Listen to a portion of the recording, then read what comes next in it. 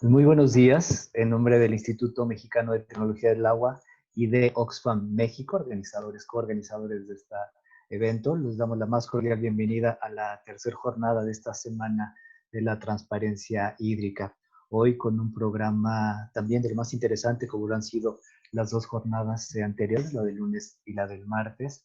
En esta jornada de hoy estaremos compartiendo como un marco conceptual de la rendición de cuentas con un tema transversal como lo hemos estado haciendo en torno a las concesiones, y 12 presentaciones muy importantes en torno al tema clave de la infraestructura, los agua y megaproyectos, a cargo de Mónica Olvera, y un estudio de caso a cargo de María González con la presa El Zapotillo. Y estará moderada esta sesión por Erika Serrano. Yo quiero darles pues la más cordial bienvenida de nuevo y comentarles que estamos totalmente en vivo, tanto a través de esta plataforma Zoom, como a través de Facebook Live del Instituto Mexicano de Tecnología del Agua, donde en ambas plataformas podrán hacer sus preguntas y sus comentarios por escrito, como habrán notado en la plataforma Zoom.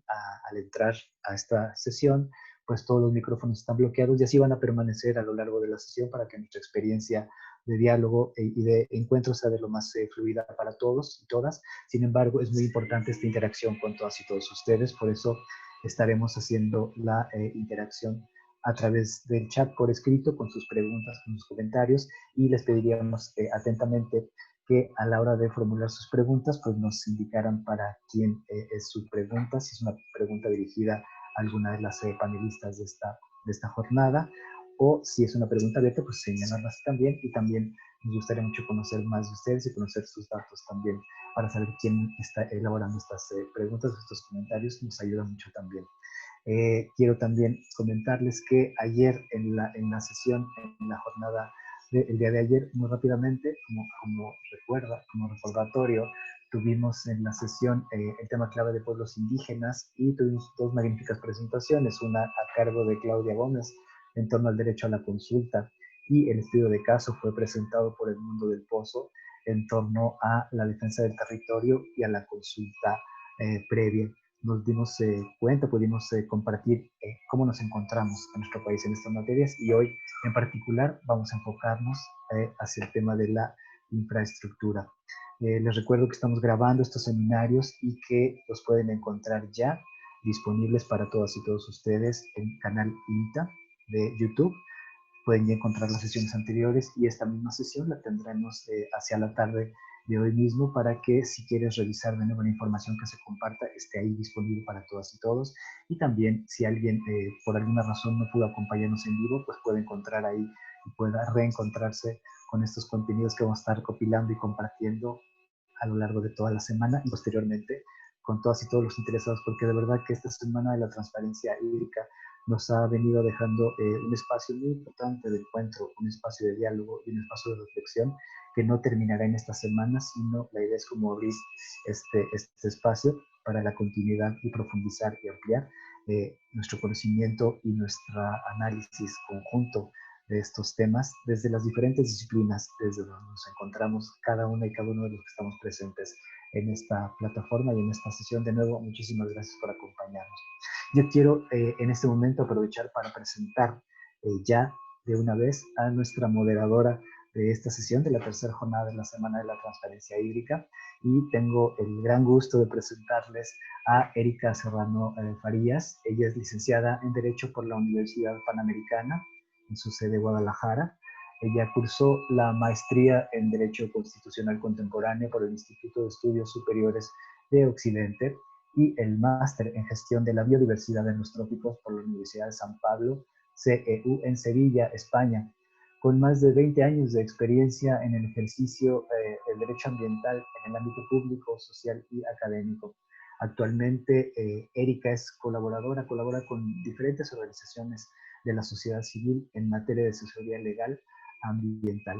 Y yo pues quiero en este momento saludar con muchísimo cariño a Erika, que se encuentra ya lista y conectada en esta sesión desde Guadalajara, para saludarla y decirle que estamos escuchándola y acompañándola con mucha atención en la moderación de la sesión de este miércoles 28 de octubre.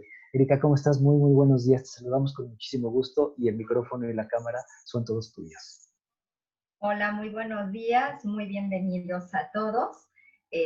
Bueno, pues ya sin mayor preámbulo, quiero presentar a Mónica Olvera Molina, que es doctora en Geografía por la UNAM. Actualmente se desempeña como consultora en política hídrica y es profesora del Colegio de Geografía de la UNAM, donde ha impartido cursos de hidrogeografía, geografía ambiental e investigación para la incidencia. Durante 4 años coordinó proyectos en Oxfam, México, sobre el acceso equitativo al agua. Fue una de las precursoras de la red ATL sobre rendición de cuentas, acceso a la información, transparencia y libre participación. Ha contribuido en la articulación de organizaciones de la sociedad civil, grupos de base, el sector académico y el periodismo en pos de develar la captura política del sector del agua. Bajo ese enfoque, impulsó el proyecto juvenil Laboratorio de Activismo Digital, en donde surge la red Sumérgete MX. Asimismo, coordinó el seminario de transparencia. Tenemos aquí unas fallas. Coordinó el seminario de transparencia y la Semana de Transparencia Hídrica en el marco del convenio de colaboración del INTA. La doctora Olvera es parte de la red Waterlab Jovacit, enfocada a la investigación social del agua en Latinoamérica. Sus líneas principales de investigación han sido megaproyectos, resistencias sociales y la producción política del espacio del agua, temas sobre las que cuenta con publicaciones y artículos de opinión. Es una de las coordinadoras del Informe del Agua, Captura Política, Grandes Concentraciones y Control del Agua en México, recién presentado en este evento. Bueno, aquí creo que tenemos unas fallas técnicas, pero bueno, los dejo con Mónica. Hola, buenos días a todos y todas. Voy a compartir mi presentación.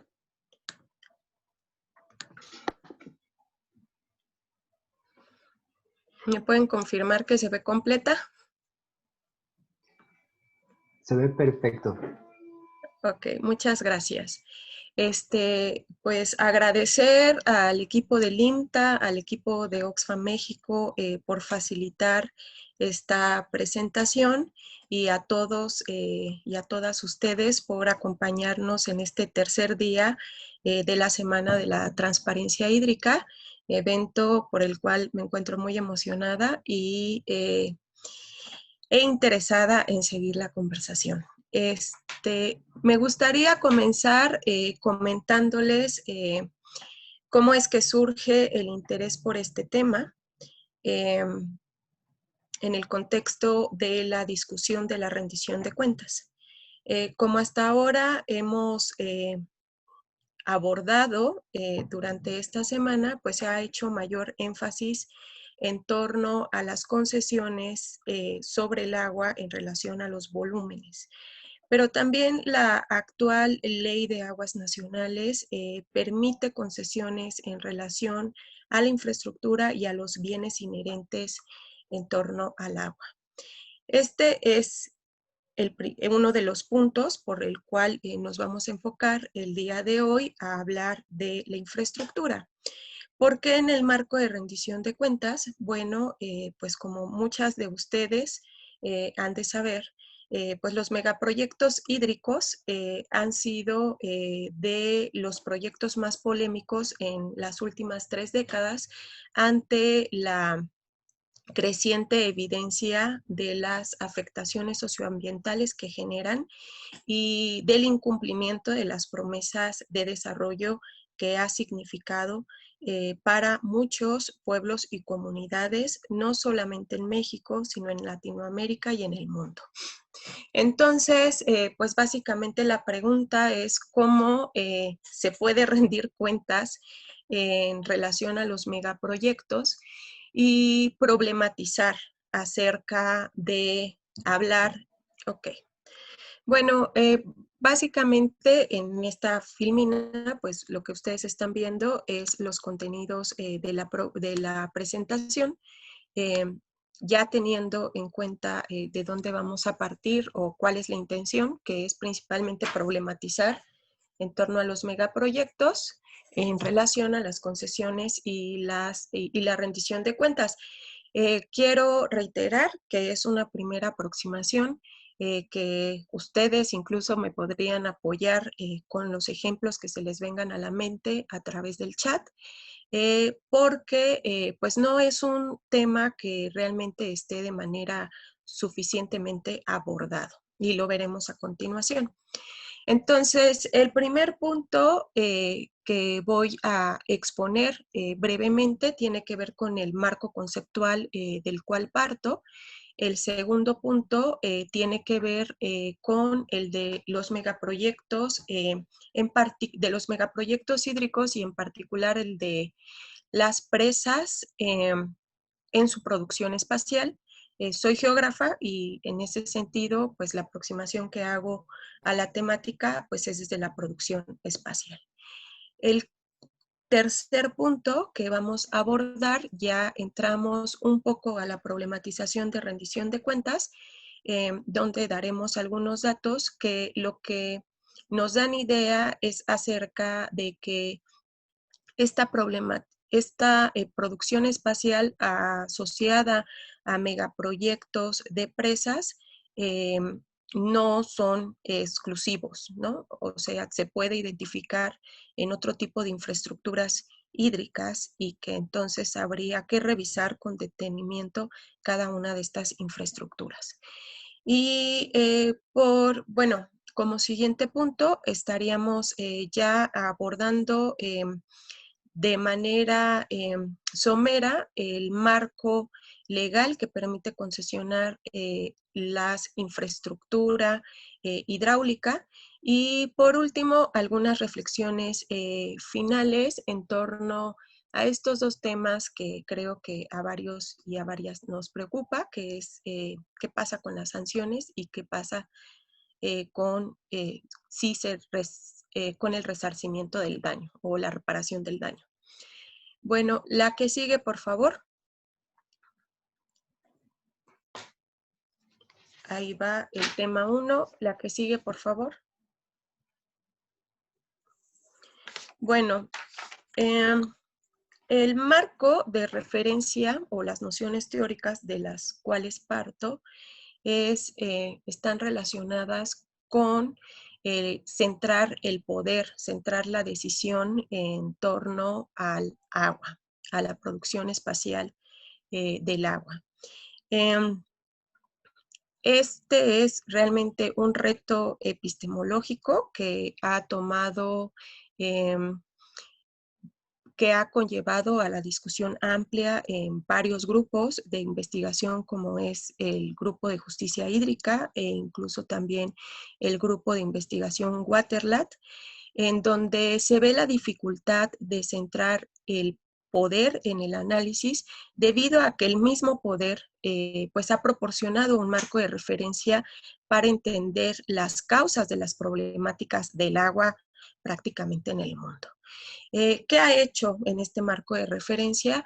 Pues lo que nos ha dicho una y otra vez es que varias de las causas de estas problemáticas se les puede atribuir a las condiciones de la naturaleza, son naturales, por lo que podríamos dar cuenta de un mecanismo que se identifica en varias discusiones cuando se quiere ocultar el poder. Este mecanismo es al que llamamos naturalización.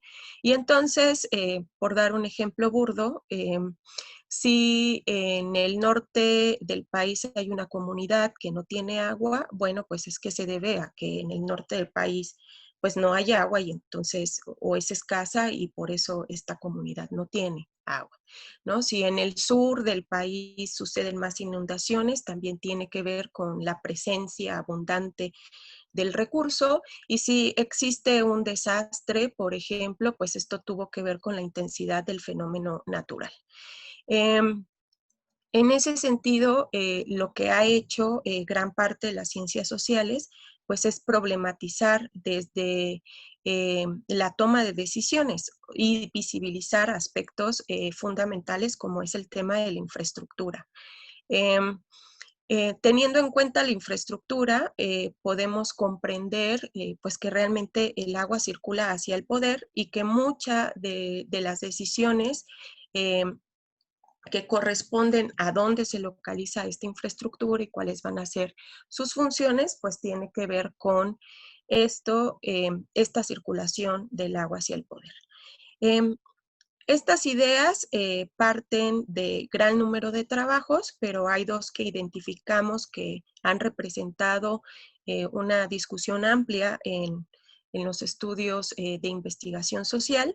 Uno es el trabajo de Jamie Linton, que se pregunta what is water, o sea, nos dice qué es el agua, y lo que este autor nos va a mencionar es que el agua es lo que hacemos de ella, y hace una aproximación histórica, política y cultural para demostrarlo en el largo de la historia de la humanidad. También una que es un referente muy importante en la geografía es la aproximación del ingeniero geógrafo, ecólogo político Erik Swingedo. Me gusta mencionar esta parte en que es ingeniero, porque pues leyendo el trabajo de los ingenieros precisamente desde una visión histórica, creo que son los que claramente comprenden que el espacio del agua se produce, ¿no? Al tener precisamente esa visión acerca total de cómo funcionan las infraestructuras en el país. Bueno, lo que nos dice Erik Swingedo, él es el que conceptualiza este ciclo hidrosocial del agua, es que el agua es un híbrido, o sea, tiene esta lógica natural, pero también es metabolizada por por los propios espacios como las ciudades y por las infraestructuras como van a ser los megaproyectos. La que sigue, por favor. Bueno, ¿cómo estamos comprendiendo los megaproyectos hídricos? A esta definición, también hay una discusión amplia acerca de los megaproyectos que tiene que ver con sus características de tamaño, de inversiones y otras.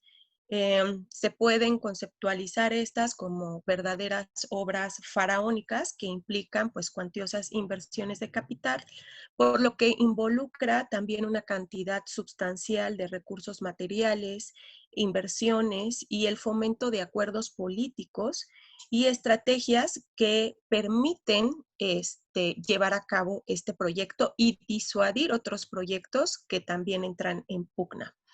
Pero lo que a mí me importa destacar de esta conceptualización y por la vía en la que nos hemos ido varios de los geógrafos y las geógrafas, es pensar los megaproyectos como grandes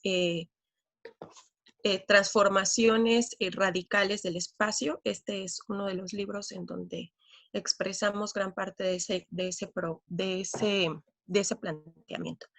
Entonces, pensando los megaproyectos como transformaciones radicales y profundas del espacio, lo que queremos dar cuenta es que se transforman las relaciones sociales, se transforman las relaciones políticas, las transformaciones, las relaciones ambientales, se transforma el espacio. Entonces, ustedes están viendo en la imagen uno de los megaproyectos que transformó el espacio internacional del agua, que es un diagrama acerca del proyecto de la Tennessee Valley Authority, que tenía por base técnica el aprovechamiento máximo de los cursos superficiales del agua a través de la construcción de megaproyectos hídricos de presas. Estas presas, en un principio, o estas represas, se consideraban que podían ser multifuncionales y en esa multifuncionalidad darle diferentes usos al agua. Entonces se creía que era posible integrar estos diferentes usos como el turístico, como el riego, la generación de energía, la transportación, etcétera. Como ustedes dan cuenta en el diagrama, pues se trata de una serie de infraestructura escalonada que se supone que en esta producción de estos diferentes usos del agua, de esta producción integral, lo que iba a conllevar es al desarrollo de estos territorios. Inició siendo un proyecto muy progresista, pero antes de que se diera cuenta de los resultados, ya con información y demás, se empezó a promover en el mundo como una vía para el desarrollo en los diferentes continentes. ¿Pueden pasar a la siguiente, por favor? La que sigue, por favor. Pues este es un esquema, en realidad no es que sea un mapa, pero lo que nos da noción de cómo es que este proyecto, el Tennessee Valley Authority, ¿no? Se expandió a través del apoyo financiero del Banco Mundial.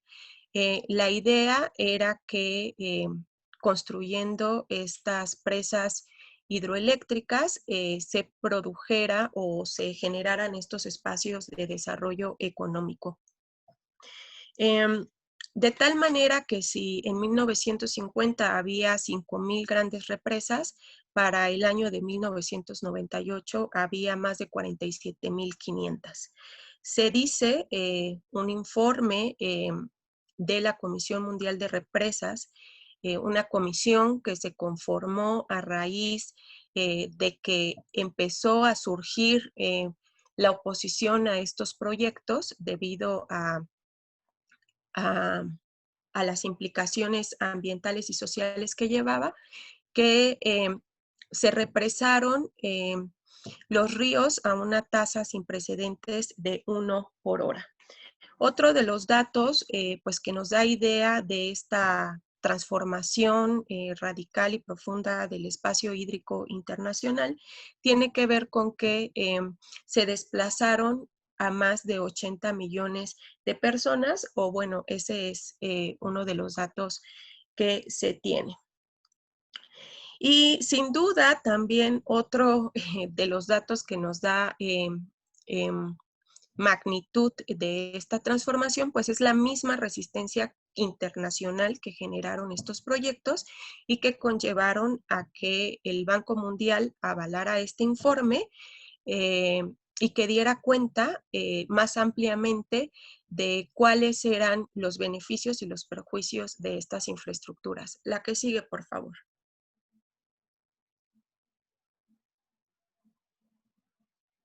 Bueno, uno de los datos pues relevantes que se mencionan en este informe es que prácticamente el 60% de los ecosistemas hídricos de los principales ríos se encuentran gravemente fragmentados por estas infraestructuras.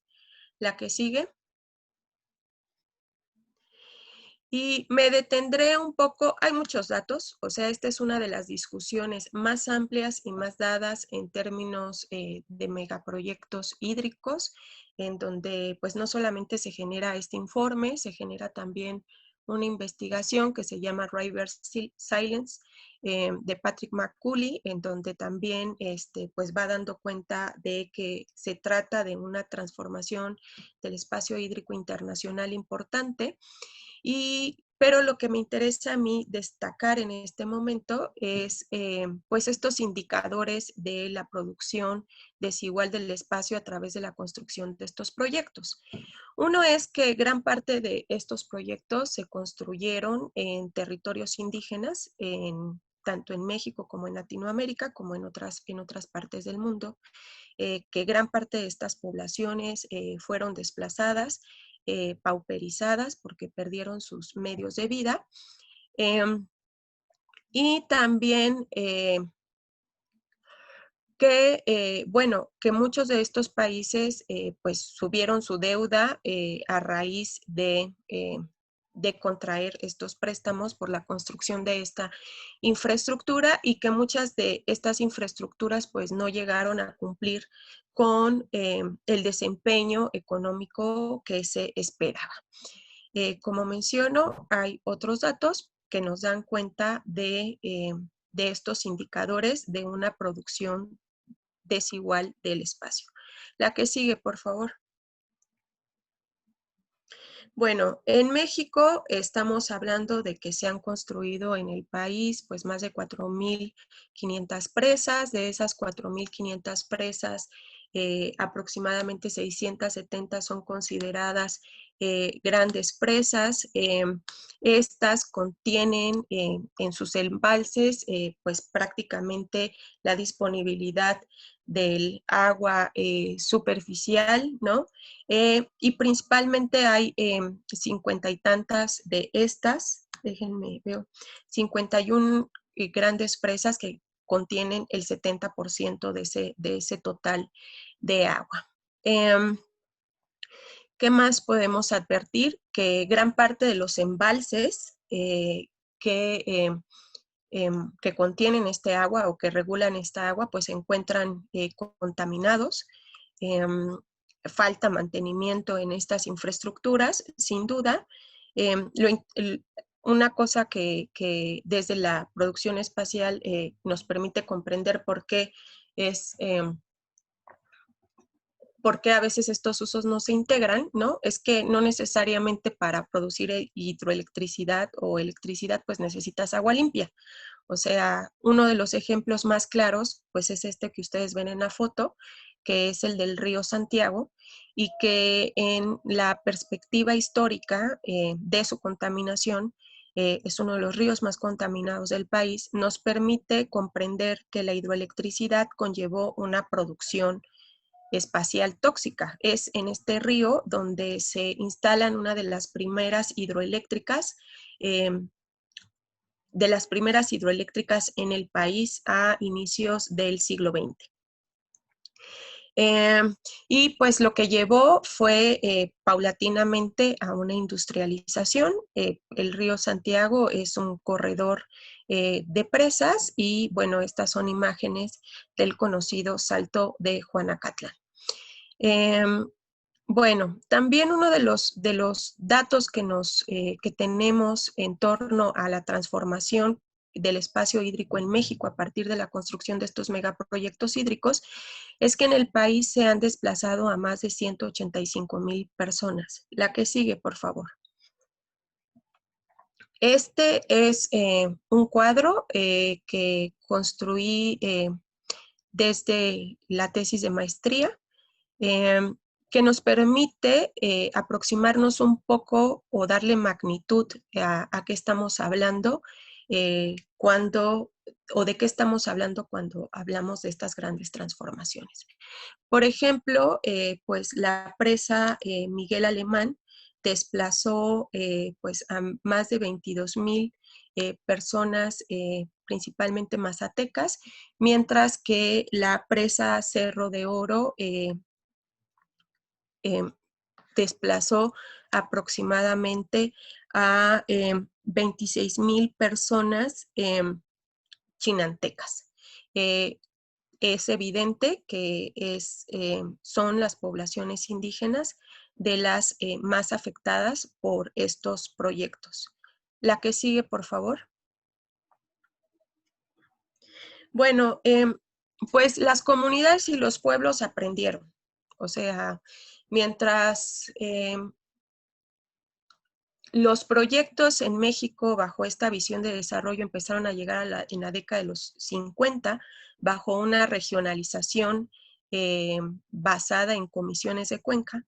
No es la primera vez que estamos regionalizados por cuencas. En ese entonces se formaron las comisiones de cuenca, no estaban distribuidas en todo el país, solamente comprendían lo que consideraban eran los territorios que necesitaban desarrollarse económicamente a partir precisamente de estas infraestructuras como núcleos de desarrollo.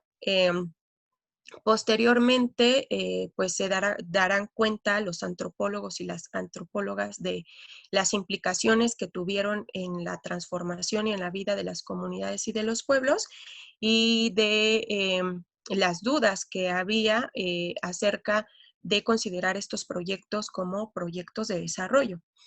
De las primeras resistencias más organizadas se encuentra la de los nahuas del Alto Balsas en contra del proyecto hidroeléctrico de San Juan Tetelcingo. Esta organización, que incluso se piensa es precursora del levantamiento zapatista por la estrategia política que conllevó, enfocó parte de sus esfuerzos en protestar en contra del Banco Mundial, o sea, comprendiendo que gran parte de la dinámica de transformación del espacio del agua en México venía de esta política internacional, y también aplicó una estrategia que tuvo que ver con el control territorial de los pueblos indígenas. Quiero hacer énfasis aquí en un punto, porque cuando varios de los pueblos establecen este control territorial en el cual ya no dejan pasar a las instituciones para que hagan, por ejemplo, las mediciones o las preguntas o todo lo que concierne a llevar avante el proyecto o el megaproyecto hidroeléctrico, tiene que ver también con que ellos toman la decisión del tipo de desarrollo que ahora quieren. Entonces, no solamente significó el decir no a un proyecto, sino también la organización de los nahuas del Alto Balsas tienen un proyecto de desarrollo para sus comunidades, como se podría identificar en varias de las resistencias sociales en torno al agua. Para el 2005, ya también en una articulación latinoamericana e incluso internacional, o bueno, más allá de Latinoamérica, se conforma el movimiento de afectados por las presas y en defensa de los ríos. Esta organización es muy importante en la historia de las luchas del territorio, porque gran parte de su lógica va a ser replicada por otros movimientos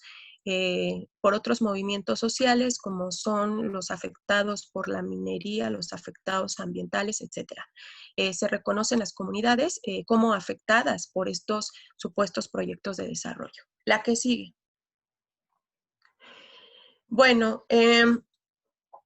aquí pues solamente es para destacar esto que regularmente tengo en mente cuando estoy pensando en la política hídrica y de cómo incorporar esta diversidad organizativa que tenemos a lo largo y ancho del país para fortalecer la política nacional, es que regularmente pues todas las protestas que tienen que ver en torno al agua, o una gran parte de estas protestas u organizaciones, conllevan una propuesta. Entonces, quizás lo escuché en otro lado, pero yo siempre llevo esta frase de que no hay protesta sin propuesta, sobre todo en el tema del agua, y que es importante enfatizar en el contexto de la discusión de rendición de cuentas, porque como habíamos mencionado al principio, la rendición de cuentas tiene que ver también con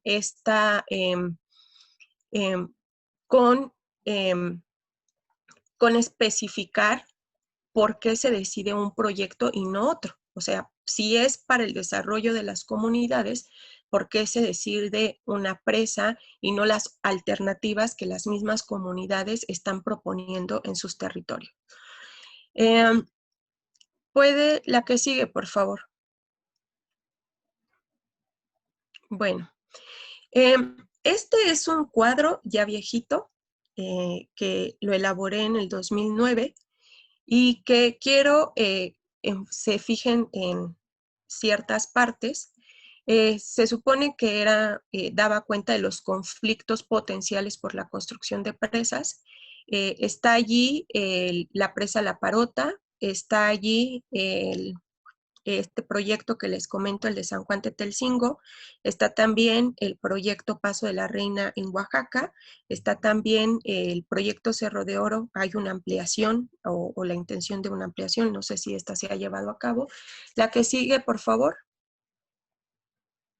Está también los que tienen que ver con las presas del Usumacinta en Chiapas, el de Inzantún en Chiapas, el de El Zapotillo en Jalisco, que es el caso que se va a abordar más de cerca y del cual nos va a hablar María. Y se los presento aquí para que vean que a 10 años de diferencia estos conflictos siguen estando latentes. Son ha sido uno de los temas más pues dolorosos, yo creo, para las comunidades, el que no haya un cese definitivo de los proyectos, incluso cuando éstas puedan demostrar las múltiples afectaciones que tienen. Hay una cartera muy amplia de megaproyectos hídricos, de megaproyectos de presas en tanto a la generación de energía, pero también proyectos que tienen que ver con irrigación que se cuentan por centenas. Y aunque quizás en este momento, en el contexto de este gobierno, pues no se estén impulsando de la misma manera como se impulsaron, por ejemplo, en los sexenios panistas,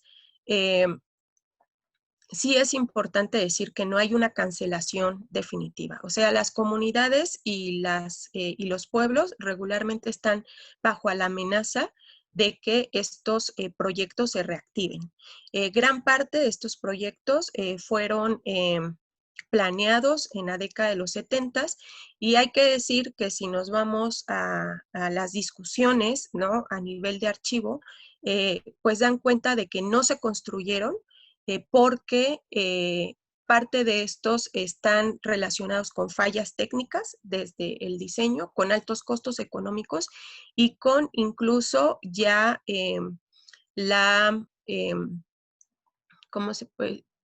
Con a sabiendas de que iban a generar oposición social. Entonces, son proyectos que no se construyeron en ese momento, que se siguen teniendo en cartera, pero que ya se sabe que también arrastraban ciertos problemas. La que sigue, por favor.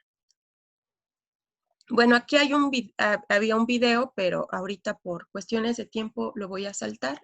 La que sigue. Este es un mapeo que hizo un colectivo que se llama Geocomunes, en donde nos está dando cuenta de uno de los temas más críticos asociados a esta producción violenta del espacio por parte de los megaproyectos de presas, que tiene que ver con el asesinato de defensores ambientales. Se generó esta cartografía colectiva a partir del asesinato de la premio Goldman Berta Cáceres en Honduras, ¿no?, quien también, cuya movilización estaba en torno a la oposición de de una hidroeléctrica. Y bueno, solamente es para dar también dimensión de la problemática. La que sigue, por favor. Ok, la que sigue. Bueno, otra de las cosas que nos menciona este informe de la Comisión Mundial de Represas es que las cuestiones que se plantean en torno a las represas son las mismas que se plantean en torno a las decisiones al agua. Y a cómo se evalúa la contribución de estos proyectos. Es decir, que varias de las problemáticas asociadas a estas infraestructuras pues las podemos identificar en otro tipo de infraestructuras, pues como van a ser las plantas de tratamiento, los acueductos, los trasvases, etc. Denme un segundo. Bueno, Al respecto, la que sigue, por favor. Voy a hacer mención a algunos de los datos que ha ofrecido una de las organizaciones, una de las asociaciones civiles con amplia experiencia en el tema de acceso a la información, transparencia y rendición de cuentas. Es la organización Controla tu Gobierno, en cuyo cuaderno de trabajo número 6 revisó 16 años de auditoría que se le hizo a la Comisión Nacional del Agua, que comprendieron más de 200 auditorías, y en estas auditorías son diversas, ¿no? Tienen diferentes alcances. Este es un documento pues muy bueno porque pues te va llevando de la mano también en este tema que pues no es fácil de abordar, que requiere que realmente uno ponga mucha atención a a las especificaciones, por decirlo de alguna manera. En este informe, por ejemplo, nos habla de las 10 auditorías que corresponden al túnel emisor Oriente, donde se detectaron una serie de irregularidades en la administración de los recursos públicos que se invirtieron en la obra, mostrando un incremento en los costos de 110.2% respecto al proyecto original. En el caso que más al rato se abordará, el de Zapotillo, se presume un probable daño o perjuicio al erario público de 4.5 millones de pesos en el ejercicio de 2015. En el caso de la tercera línea de conducción del sistema Cutzamala, los informes de auditoría refieren a irregularidades por 27 millones de pesos durante el 2015.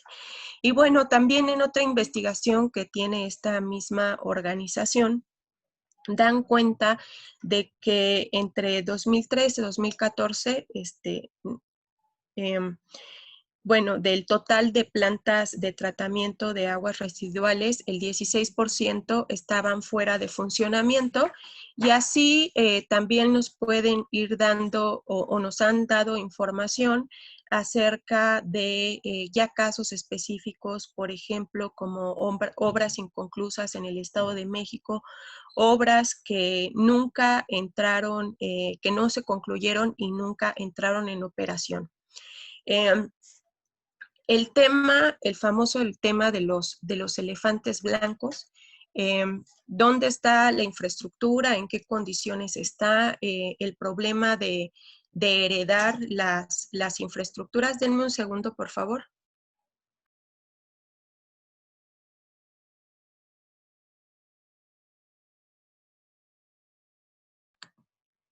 Listo. Pues no es fácil rastrearlo. De hecho, esto es uno de los grandes retos que tiene la nueva Ley General de Aguas. ¿Cómo vamos a hacer para realmente cerrarle el paso a este tipo de prácticas? Pues que han costado muchos recursos públicos y que hasta la fecha, pues realmente no hay sanciones. Entonces, la que sigue, por favor. Bueno, la que sigue.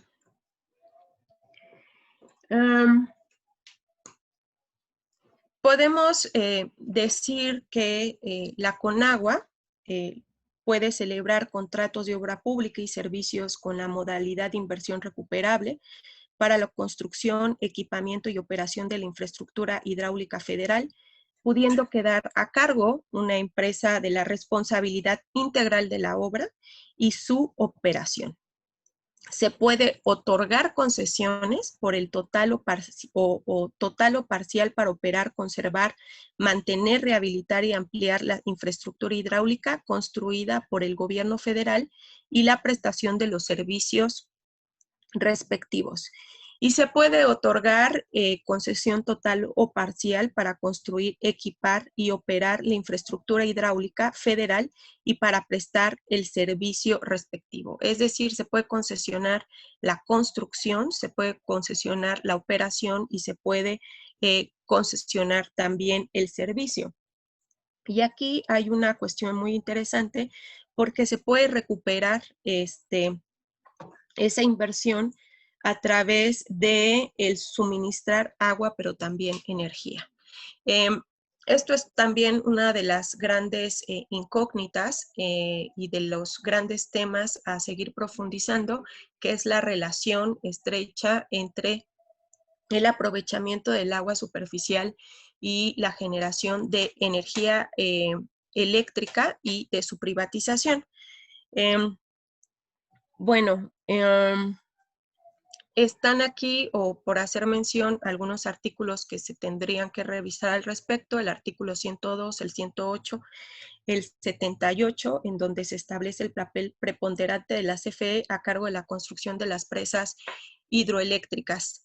El tema de la hidroelectricidad es uno de los usos que pues quizás más se han subestimado en relación a su importancia, porque se considera un uso no consultivo. Entonces, como precisamente la naturalización de los problemas del agua nos ha conllevado a un paradigma en donde lo que se discute es la escasez y no exactamente la producción espacial, pues entonces queda fuera de gran parte de la discusión en torno a las problemáticas por el agua.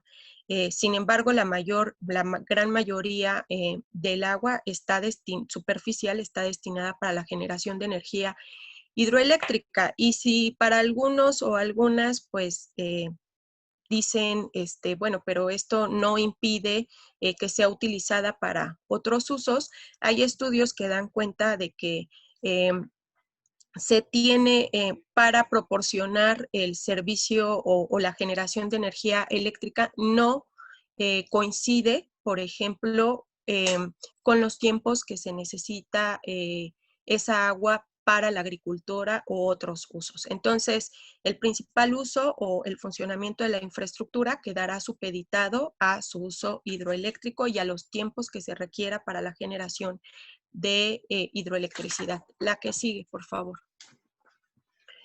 Bueno, ustedes recordarán, como les menciono, pues esta es una problematización, una primera problematización acerca del concesionamiento de la infraestructura hidráulica y lo que ha conllevado o las implicaciones que esto ha tenido a nivel nacional, ¿no?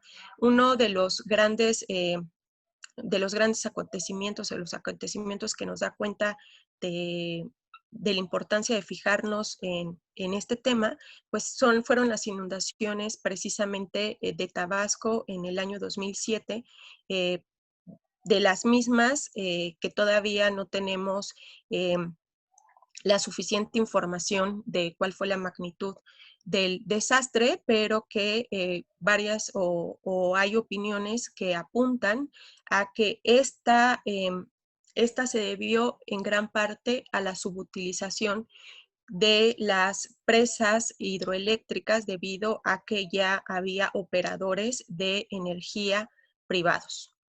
La que sigue. Y sí me gustaría, no sé si lo pueden hacer desde allí, que en este caso sí abrieran el hipervínculo y mostraran el video.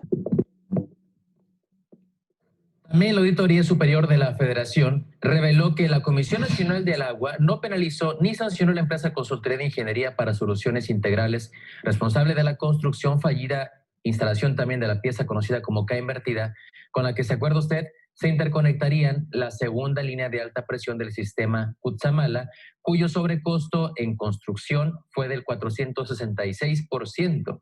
Hace un año, durante el puente del Día de Muertos, la Conagua cerró las válvulas del Cutzamala para colocar la K invertida. Sin embargo, la suspensión del suministro de agua al Valle de México se prolongó durante 156 horas, recordará ese periodo.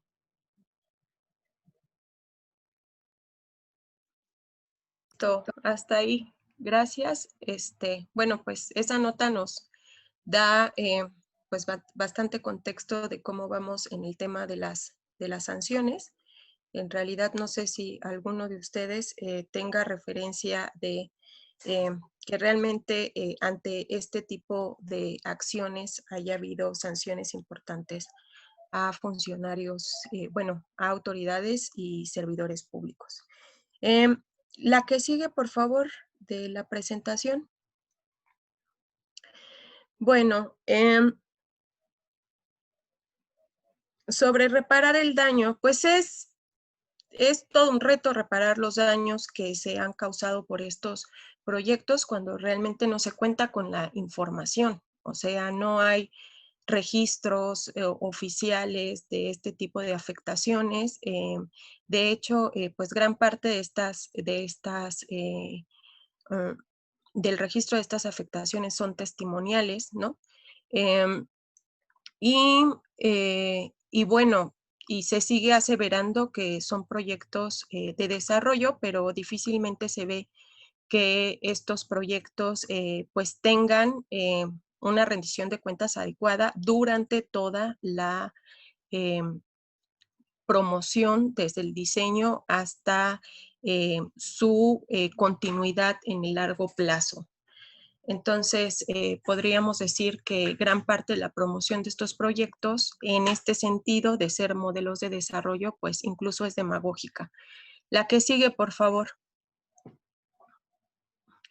Bueno, no sé si ustedes tengan alguna otra conclusión, pero desde esta panorámica, pues desde esta primera problematización en torno a la rendición de cuentas y a las concesiones de infraestructura, no hay rendición de cuentas suficiente sobre los proyectos y la construcción de infraestructura hídrica. Falta gran parte de la información, reitero, para tener un marco de decisiones, o sea, en donde también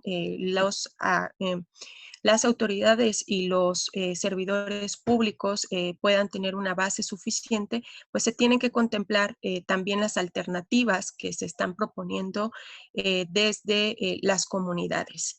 Y una de las cosas que a mí me surge la duda es que si se tiene que rendir cuentas acerca de los conflictos que generan estas propias decisiones, ¿no? Entonces, como ustedes, la que sigue, por favor. Como ustedes pueden apreciar, más allá de que si la rendición de cuentas podría, si no, o sea, la rendición de cuentas no es un asunto que netamente burocrático o simplemente burocrático. Esto tiene que ver con reflexionar de fondo quién va a dar cuenta precisamente de toda esta producción espacial que hasta el momento pues nos tiene en un verdadero caos, ¿no? ¿Quién va a dar cuenta de la contaminación de los ríos, del desplazamiento forzado, de la invisibilización de las víctimas, de los asesinatos, de la amenaza de los proyectos no cancelados constantes a estas comunidades y estos pueblos, de la violencia que generan, ¿no?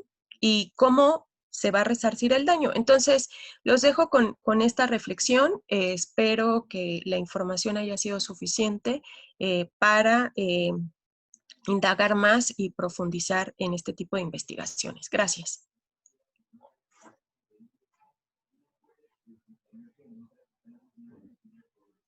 Muchas gracias, Mónica. Erika Serrano tuvo problemas con problemas técnicos, entonces me va, en lugar de ella voy a estar yo moderando a partir de ahora. En este momento vamos a empezar las preguntas y comentarios sobre la presentación de Mónica y más que preguntas, en realidad solamente tenemos una pregunta, tenemos más comentarios. Voy a empezar con la primera pregunta, que es por parte de Nancy Nambo. Pregunta, ¿cómo podemos obtener esas auditorías? Y después voy a leer dos comentarios para abrir el micrófono a Moni y esperar su reacción sobre los comentarios.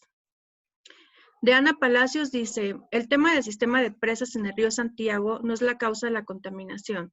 La contaminación viene desde las descargas industriales y urbanas realizadas a todo lo largo de la cuenca Lerma-Santiago y las cuales no han sido atendidas. La generación hidroeléctrica no genera contaminación. Las afectaciones son de otro tipo ambiental y social. Y de Luis Che tenemos el siguiente comentario. La presa Miguel Alemán se construyó en la época de Miguel Alemán, 1940-1946. Y la presa Cerro de Oro, Tuxtepec, en 1985-1990, ambas del estado de Oaxaca. Estaban separadas por el dique denominado Pescaditos que fue destruido para que quedaran intercomunicados. La primera es hidroeléctrica y la responsabilidad la comparte la CNA y la SFE. La segunda presa es control a cargo de la CNA.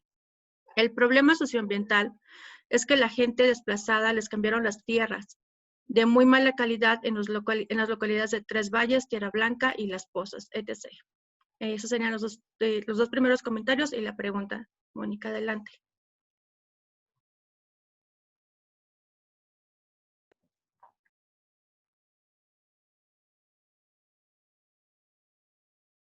Tienes tu micrófono apagado. La invitación es a pensar justo desde la producción espacial. O sea, en el caso de la hidroelectricidad, mucha de esta hidroelectricidad se ha destinado o se pensaba destinar originalmente a generar centros industriales. Entonces, no es que se piense la hidroelectricidad aislada, sino que se piensa en el contexto del desarrollo de un espacio. En este caso, el desarrollo de un espacio industrial. En el caso, por ejemplo, del río Santiago, se puede dar cuenta de que mientras había obras en las que se consideraba construir parte de estas hidroeléctricas, por ejemplo, las plantas de tratamiento, que también eran parte de ese proyecto, se quedaron fuera, ¿no? En algún momento creo que esa es la planta de tratamiento de Picos. La verdad no tengo ahorita muy fresca la información, pero la idea era la de una producción de un espacio industrial que precisamente, como lo menciona quien comentó, pues es de donde vienen esas descargas industriales. Pero entonces tenemos que pensar en este contexto para quién es esa agua y para quién es esa energía. ¿No? No es para las comunidades, no es para las poblaciones como regularmente se mueven estos proyectos.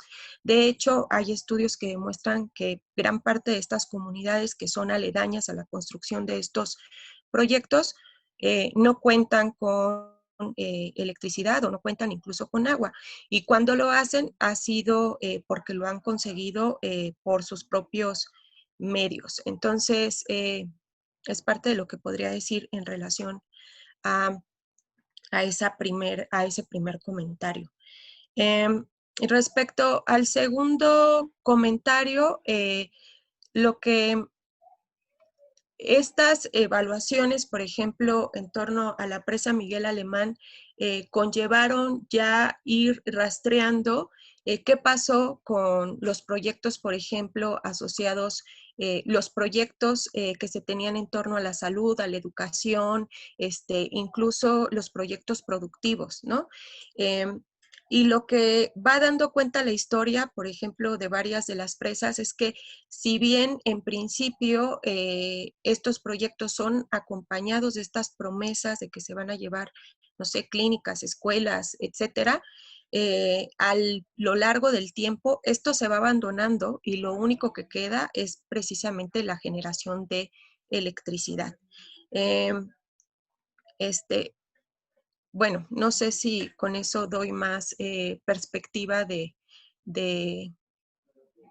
lo que sucede en torno a la producción espacial de la hidroelectricidad. No la podemos comprender de manera aislada. Las presas se proyectan en relación a que van a funcionar para hacer circular el agua hacia ciertos actores y la energía también. Gracias, Mónica. Voy a leer otra segunda ronda. Igual son comentarios. Hay un par de preguntas. Bueno, voy a abrir espacio a otros comentarios de otras personas. El siguiente es de Javier Escalona. Dice, en el cuadro anterior se señala la presa, bueno, era cuando estabas mostrando una de las dos tablas. Se señala la presa del Infiernillo y el municipio de Arteaga, pero este es del estado de Michoacán. El problema es justo que las personas que viven en esa comunidad encuentran nulas posibilidades de desarrollo local.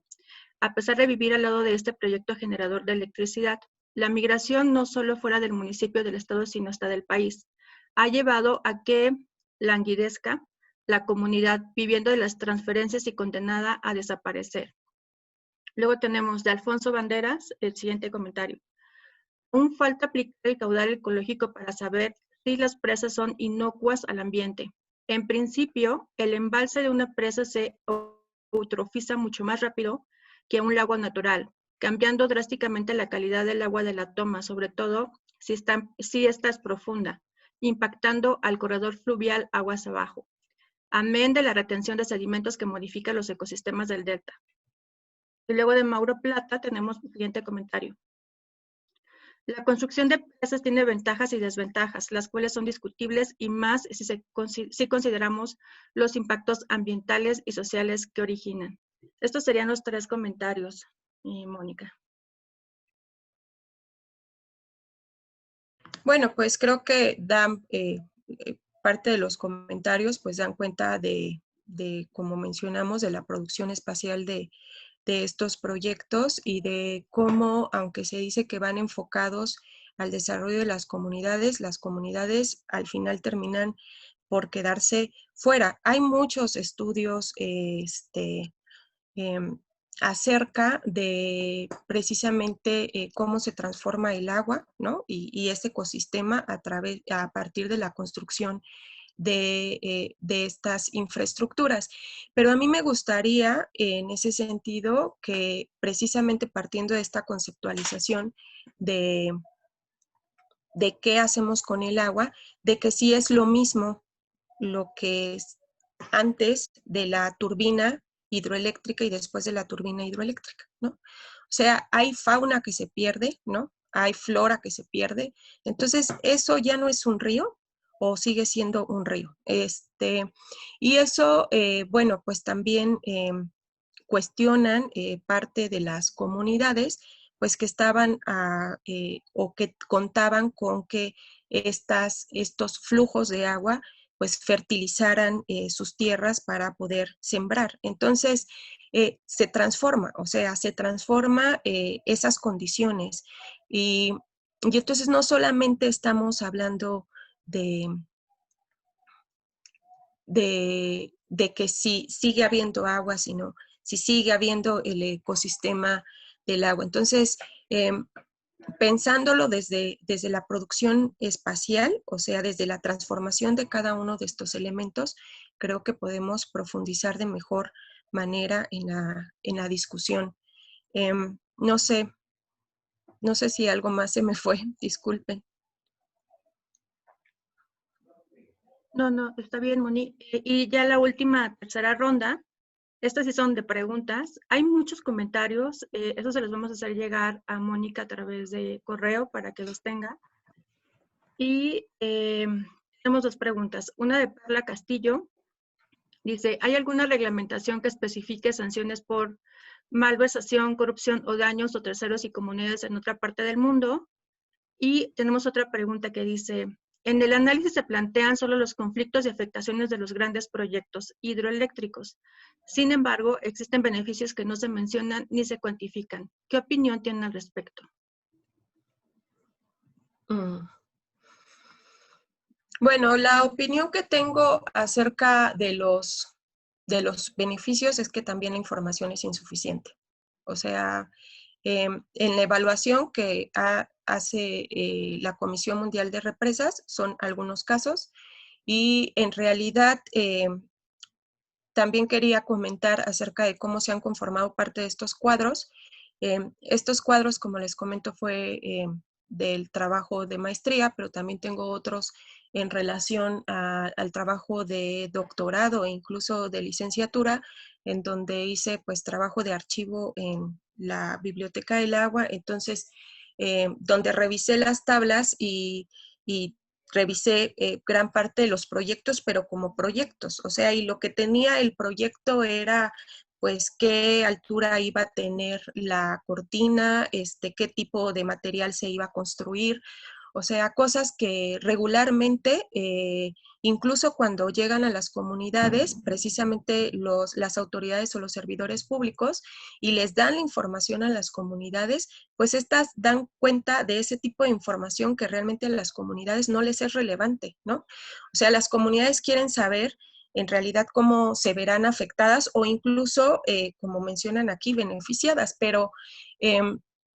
hasta hoy creo que no se puede dar cuenta de manera suficiente del supuesto desarrollo que generan. O sea, se puede atender casos concretos en un espacio de tiempo, pero incluso cuando ese espacio de tiempo se abre, como les mencionaba, hay proyectos que inicialmente contemplaba que hubiera un manejo integral del agua, pero conforme va avanzando el tiempo, esa integralidad se va perdiendo hasta que queda el uso más rentable, ¿no? Que en este caso es la hidroelectricidad. Entonces, creo que esta es una de las cosas que tendríamos que apuntar y gran parte del trabajo que hacen estos encuentros, como el que les mencioné, el del MAPTER o este movimiento, resulta muy interesante escuchar cómo las comunidades llegan y en principio pues repiten o replican la información pues que les han dado los propios, o bueno, o el discurso como oficial en torno a estos proyectos y no creen, y de verdad no creen que vayan a pasar por todas esas afectaciones y conforme va avanzando el proyecto se dan cuenta de ello y entonces pues realmente es como muy triste que solo así se pueden enterar de lo que corresponde a información de lo que ha sido una política hídrica histórica, o sea, la construcción de megaproyectos. Entonces, si aquí, por ejemplo, en el IMTA hay muchas personas especialistas en torno a estos proyectos, pues la información no se tiene que quedar en el IMTA, como tampoco se tiene que quedar en la CONAGUA. O sea, tendríamos que acceder de manera más sencilla. O sea, muchos de los que hacemos investigación social, pues tenemos, como ya mencioné, que rascar en el archivo o hacer cruces de información para dar cuenta de algo que a veces pues consideran inverosímil y lo consideran increíble porque en realidad también pues estamos centrados en las ciudades, ¿no? El funcionamiento del agua es en las ciudades, entonces, pues difícilmente se van y se meten también a comunidad. Entonces, creo que es importante que continúe la discusión, que continúe la apertura de datos y que se demuestre, o sea, se demuestre cuál ha sido el desarrollo de estos proyectos. Quiero hacer como mención que en algún encuentro internacional precisamente afectados por las presas, precisamente en la comunidad de Temacapulín, Jalisco, asistió un representante del Banco Mundial y yo tenía la duda acerca de pues cuál era el endeudamiento de México respecto a la construcción de estos proyectos y él me respondió, ¿y tú para qué quieres saber esto? ¿No? Eso fue hace años y creo que es la obligación de las instituciones pues dar respuesta a estas grandes preguntas, ¿no?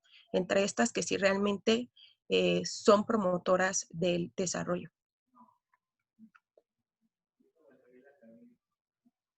Muchas gracias, Mónica. Tenemos varios comentarios, varias felicitaciones. Hay otras preguntas que llegaron después de esta última intervención. Si nos da tiempo, las leemos al final de la siguiente presentación. Entonces, voy a dar palabra, voy a presentar a la otra ponente que se llama María González Valencia. Muchas gracias. ¿Puedo hacer un último comentario, Amalia? Perdón. Sí, claro. Todas las personas que tengan como comentarios, mayor información y demás, les pido que me escriban al correo electrónico que se dio en la presentación, porque pues es de suma importancia para mí también seguir profundizando en esta investigación y más creo que aprovecharía bastante su opinión experta. Muchas gracias a todos y todas. Gracias, Mónica.